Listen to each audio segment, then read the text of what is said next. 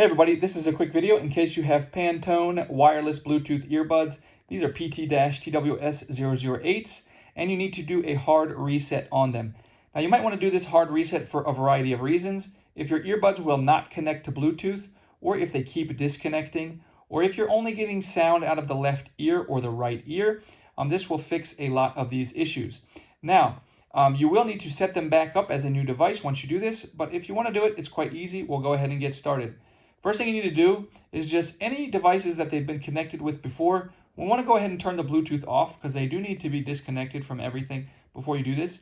And then once you do that, you're just going to take both of the earbuds out and simultaneously come back, and on the multi-purpose button on the back, we're going to tap 4 times, 1, 2, 3, 4, on both earbuds at the same time, 1, 2, 3, 4, at which point both of the LED indicator lights on both of the earbuds will light up, which will indicate that the earbuds have been reset. You can then repair them with whatever device you like as new earbuds.